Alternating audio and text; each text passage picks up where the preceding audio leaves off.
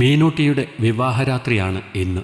നവവധുവിൻ്റെ എല്ലാ പരിവേഷത്തോടും കൂടി അവൾ ബെഡിൽ 2 കാലും കുത്തിയിരുന്നു. മനു ബെഡ്റൂമിന് പുറത്ത് ഹാളിൽ അമ്മയോടും അച്ഛനോടും എന്തൊക്കെയോ പറഞ്ഞു ചിരിച്ചുകൊണ്ടിരിക്കുന്നു. ഭക്ഷണം കഴിഞ്ഞ ഉടനെ അവൾ നേരെ ബെഡ്റൂമിലേക്ക് കയറി വന്ന് ഇരുന്നതാണ്. നീ നടന്നോ, ഞാൻ വരാം. അല്പം കഴിഞ്ഞ് അകത്ത് കയറി വന്ന അവൻ്റെ കയ്യിൽ പാൽ ഗ്ലാസ് ഉണ്ടായിരുന്നു. ഒരു കയ്യിൽ പാൽ ഗ്ലാസ് പിടിച്ച് മറ്റേ കൈകൊണ്ട് ഡോർ അടച്ച് ടവർ ബോൾട്ട് ഇടുമ്പോൾ അവൾക്ക് ആദ്യ രാത്രിയുടെ തുടക്കത്തിലേക്ക് പോകുന്ന ആശങ്ക കാരണം അല്പം ഭയം വന്നു.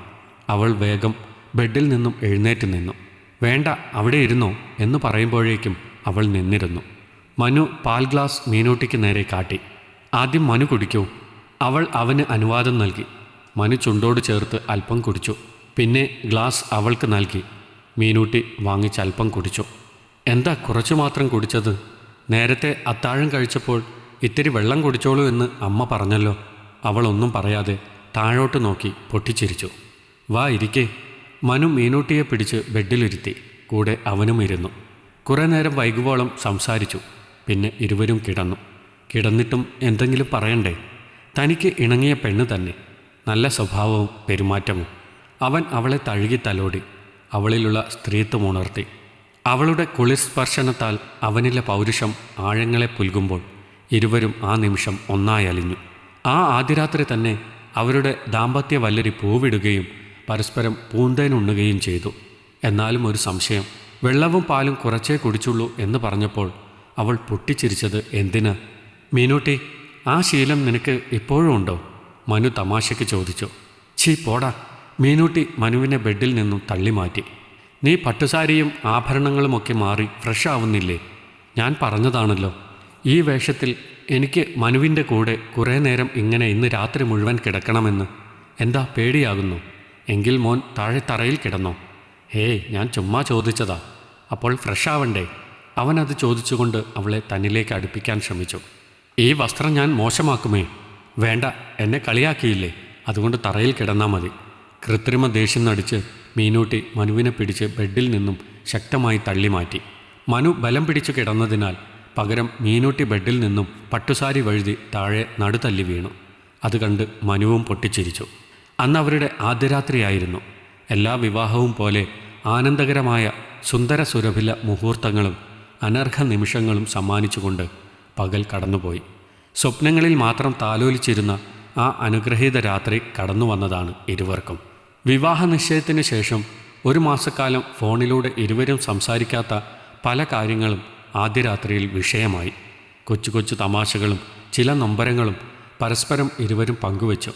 അങ്ങനെ ഉറങ്ങാൻ കിടന്നപ്പോഴാണ് മനുവിൻ്റെ ആ ചോദ്യം. അപ്പോഴാണ് അവൾ തമാശയ്ക്ക് അവനെ പിടിച്ച് തള്ളിയതും അവൾ സ്വയം താഴെ വീണതും. അല്പം ചമ്മി അവൾ വീണ്ടും കയറി കിടന്നു. അവളുടെ സ്മരണകൾ മനുവിനോട് പറഞ്ഞ് ആ കുട്ടിക്കാലത്തെ സംഭവത്തിലേക്ക് ഓടിപ്പോയി. മീനൂട്ടി 2ാം ക്ലാസ്സിൽ പഠിക്കുന്ന കാലം. ബർത്ത്ഡേ അണിയാൻ അവൾക്കൊരു പുത്തൻ ഉടുപ്പ് എടുക്കാൻ വേണ്ടി അച്ഛനും അമ്മയും അവളെ കൂട്ടി റെഡിമെയ്ഡ് ഷോപ്പിൽ ചെന്നു. Midi, skirt, frock, jeans, shirt, അങ്ങനെ ഒരുപാട് കോമ്പിനേഷനുകളിൽ നിന്നും കുഞ്ഞു മീനൂട്ടി ഒരു ഫ്രോക്കാണ് തിരഞ്ഞെടുത്തത്. അവൾക്ക് നന്നായി ചേരും. അച്ഛനും അമ്മയും അത് തന്നെ സെലക്ട് ചെയ്ത് വാങ്ങിച്ചു. വീട്ടിലേക്ക് തിരിച്ചു. നാളെയാണ് അവളുടെ ബർത്ത്ഡേ. അപ്പോൾ എനിക്ക് ബർത്ത്ഡേ ഗിഫ്റ്റൊന്നും ഇല്ലേ മമ്മി? അത് സർപ്രൈസാ. മോൾക്ക് പപ്പ രാത്രി തരും കേട്ടോ. ഓക്കെ മമ്മി, അവൾ സമ്മതിച്ചു. അന്ന് രാത്രി കൃത്യം 12 മണിയായപ്പോഴാണ് മീനൂട്ടി ഒരു ശബ്ദം കേട്ട് ഉണർന്നത്. തൻ്റെ കയ്യിൽ നിന്നാണ്. ഒരു വാച്ചാണ് സംസാരിക്കുന്നത്. സമയം 12 മണിയായിരിക്കുന്നു.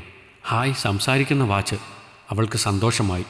അവൾ ചുറ്റും നോക്കുമ്പോൾ ഒരുപാട് ബലൂണുകളും കളിപ്പാട്ടങ്ങളും വർണ്ണത്തോരണങ്ങളും കൊണ്ട് റൂം അലങ്കരിച്ചിരുന്നു.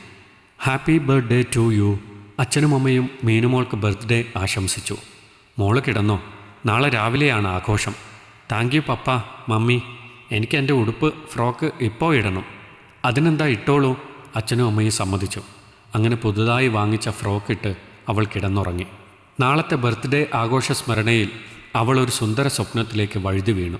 മീനൂട്ടിയും അമ്മയും ഒന്നിച്ചൊരു പാടവരമ്പിലൂടെ നടക്കുകയാണ്. കുറേ നടന്നു. ധാരാളം ചിത്രശലഭങ്ങളും കിളികളും പാറി നടക്കുന്ന ഒരു പൂക്കളുള്ള കുന്നിൻ ചെരുവിലെത്തി. കുറേ നേരം അവയോടൊപ്പം ചെലവഴിച്ചിട്ടും തിരിച്ചു പോരാൻ മനസ്സ് വന്നില്ല. പൂക്കളൊക്കെ കൂടയിൽ ശേഖരിച്ചു. വരാൻ കൂട്ടാക്കാത്ത അവളെ അമ്മ പിടിച്ചു വലിച്ചു കൊണ്ടുവന്നു. വീട്ടിൽ തിരിച്ചെത്തിയപ്പോൾ ഷൂ മുള്ളാൻ മുട്ടി. ബാത്റൂമിൽ കയറി. സ്വപ്നത്തിലാണ് ബാത്റൂമിൽ കയറിയതെങ്കിലും പുത്തനുടുപ്പും ശരീരവും ബെഡും ആകെ നനഞ്ഞ് ചൂട് പടർന്നപ്പോൾ ഉണർന്നു. നേരം പരപരാ വെളുത്തിരിക്കുന്നു. അവൾക്ക് ബോധ്യമായി താൻ വീണ്ടും പഴയതുപോലെ കിടക്കയിൽ മുള്ളിയിരിക്കുന്നു. അവൾ ഉച്ചത്തിൽ കരയാൻ തുടങ്ങി. അച്ഛനും അമ്മയും ഉണർന്നു നോക്കുമ്പോൾ ആകെ നനഞ്ഞു കിടക്കുന്നു. നീ ഇനിയും നിർത്തിയിട്ടില്ല അല്ലേ നിന്റെ ഈ ശീലം? വസ്ത്രവും ബെഡും ആകെ നാശമായി. അമ്മ ശകാരം തുടങ്ങി. നീ ചുമ്മാതിരി. പപ്പ അമ്മയെ കൂളാക്കി. സാരമില്ല, മോൾക്കിടയ്ക്ക് ഈ ശീലം നിന്നതാണല്ലോ, പപ്പ സമാധാനിപ്പിച്ച് പറഞ്ഞു. അവൾക്ക് ഇത്തിരി ആശ്വാസമായി. ഞാൻ 2ാം ക്ലാസ്സിൽ പോയ ശേഷം പിന്നെ ബെഡിൽ മൂത്രമൊഴിച്ചിട്ടില്ലല്ലോ, ഇന്ന് ആദ്യമായിട്ടാ പപ്പ, അവൾ സങ്കടപ്പെട്ടു പറഞ്ഞു. സാരമില്ല മോളെ, നമുക്ക് വേറെ വസ്ത്രം വാങ്ങിക്കാം കേട്ടോ, പപ്പ ധൈര്യം നൽകി പറഞ്ഞു. അങ്ങനെ അന്നത്തെ ബർത്ത്ഡേ കുളമായി. ഈ സംഭവം മനുവിനോട് പറഞ്ഞതാണ് മനുവിൻ്റെ വക കിട്ടിയ ഈ കളിയാക്കൽ. നീ പേടിക്കണ്ട കേട്ടോ, ഇനി ഞാൻ കളിയാക്കില്ല. അവൾ മൂളി. ആ കൊച്ചു കുഞ്ഞിനെ ഇതുപോലുള്ള മൂളലിൽ നിന്നും അവൻ മനസ്സിലാക്കിയെടുത്തു. അന്നത്തെ ഷോക്കും നാണക്കേടും ഇപ്പോഴും അവളിലുണ്ട്. നീ ധൈര്യമായിട്ട് കിടന്നോ, ഞാനില്ലേ നിൻ്റെ കൂടെ? അവൾ കാതരമായി മൂളി.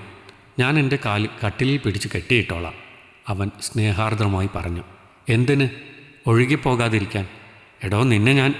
ഇപ്രാവശ്യം 2 കാലും കൊണ്ട് അവൾ മനുവിനെ ചവിട്ടിത്തെറിപ്പിച്ചു ബെഡിൽ നിന്നും. ഈ കഥ നിങ്ങൾക്കിഷ്ടമായെങ്കിൽ ലൈക്ക് ചെയ്യൂ. നിങ്ങളുടെ അഭിപ്രായങ്ങൾ കമൻ്റായി രേഖപ്പെടുത്തൂ. കൂടുതൽ കഥകൾ കേൾക്കാൻ ഈ ചാനൽ സബ്സ്ക്രൈബ് ചെയ്യൂ.